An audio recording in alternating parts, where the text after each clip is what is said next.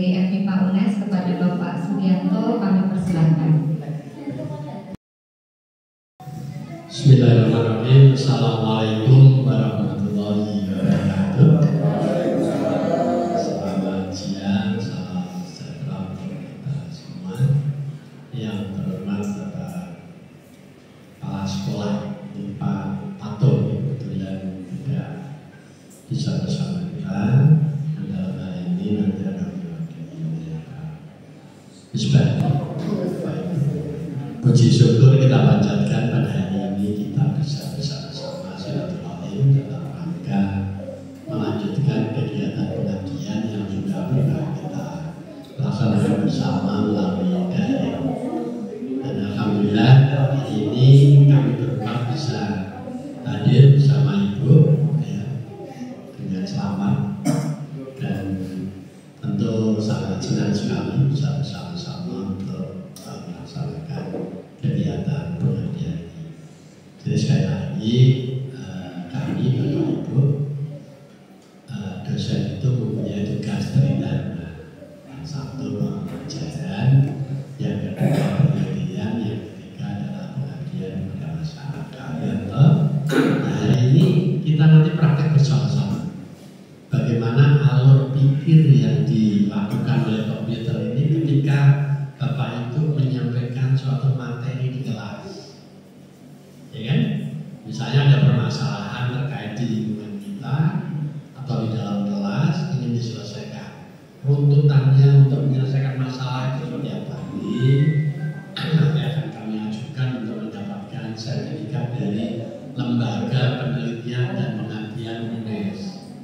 Ya, jadi simbolnya UNES, bukan kami yang tangan pimpinan UNES. Itu nanti akan kami. Jadi itu harapannya. Oleh karena itu mohon Bapak Ibu bisa mengikuti, ada luaran yang nanti bisa kami laporkan. Ya, tapi ini tidak lain adalah untuk kebaikan pendidikan. Kegiatan pengabdian pada masyarakat dari Universitas Negeri Semarang. Saya ucapkan lagi terima kasih kepada Bapak Ibu. Kegiatan kita bisa memberikan manfaat untuk anak didik kita terutama, dan juga untuk kemajuan pendidikan yang ada di SMK Negeri 1 Karimunjawa.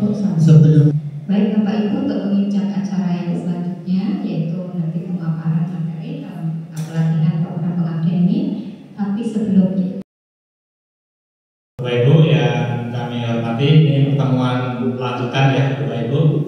Setelah di Juli yang lalu, kalau nggak salah tanggal berapa ya?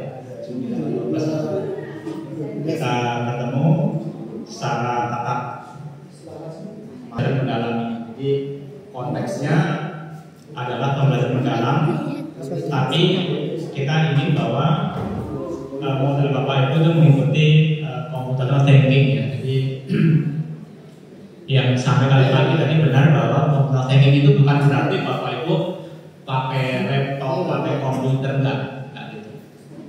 Dan mestinya ini seperti saya yang lalu, kita itu sebenarnya sudah melakukan itu, tapi kita nggak menyadari bahwa itu adalah bagian dari computational thinking itu. Dulu sempat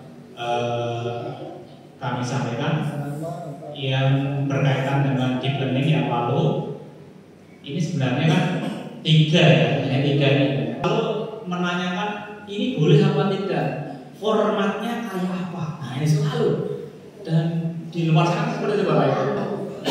Kalau kita baca sekilas teoritikal banget lah gitu.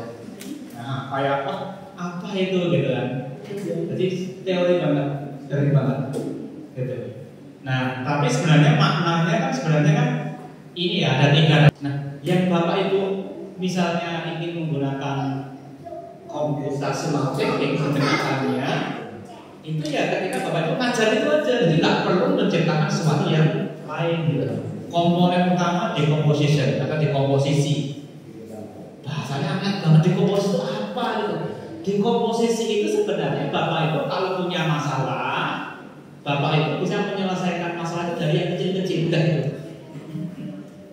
Dipecah-pecah bahasa ilmiahnya dikomposisi, dipecah-pecah. Melihat masalah itu kita lihat yang utama, yang tidak terlalu signifikan kita singkirkan. Itu namanya abstraksi.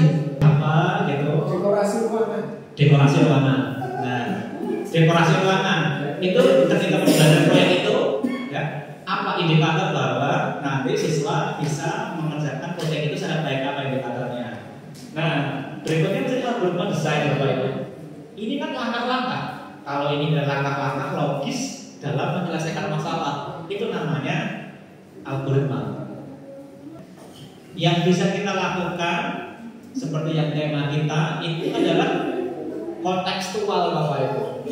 Saya yakin karena PM itu pembelajaran mendalam itu pendekatannya memang kontekstual, kata kontekstual.